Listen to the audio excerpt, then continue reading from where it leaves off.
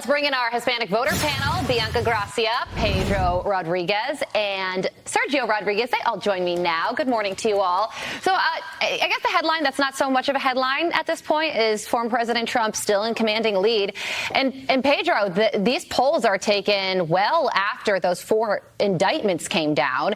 Does it surprise you that that has not hurt him whatsoever?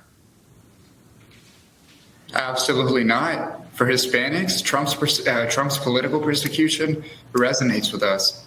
It reminds us of the political climate that occurs back home, where most candidates who speak out against the government and voice common concerns end up being politically persecuted, or even worse, their families end up being politically persecuted.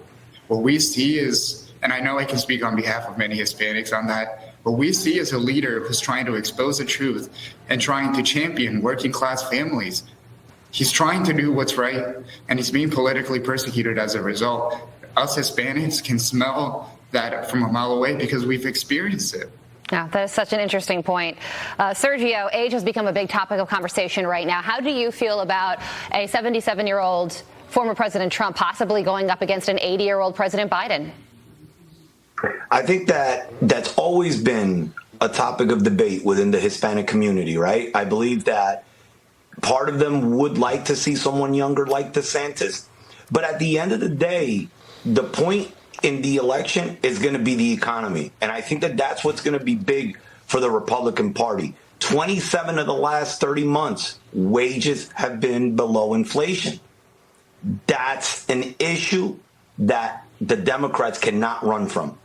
It certainly is not. And Bianca, you know, the issue can't be run from, but you have the former president running on it in the form of Bidenomics, and you see the polling. The economy is still the number one issue across the board, whatever group or, faction of America you're from. How is the economy working out for you right now? And do you think that this is a real weakness within the Democratic Party that Republicans can capitalize on? Good morning, Fox and friends. And so I'm going to be crystal clear. As one of the founders of Latinos for Trump in 2016, I advocated and we were loud and clear that if we were given a platform, if we were allowed to be given airwaves and really communicate with our community, that we would get 60% of the vote for Trump. And this summer, a poll was done and people were asked, if you had to vote for someone today, who would it be for? 68% of the Hispanics said they would vote for Trump today.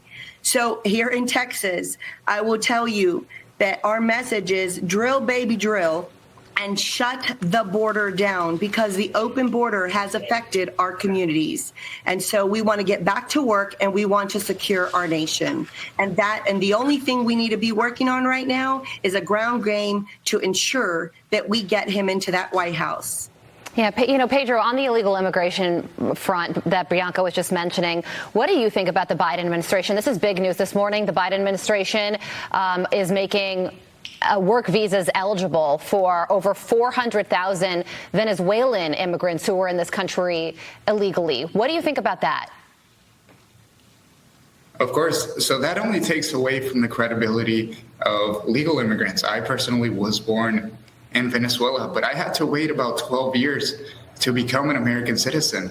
I lived my early childhood in Brazil and then in Puerto Rico as well. And we finally moved because of the rise of socialism in Latin America to the United States, and we were naturalized as American citizens in 2019.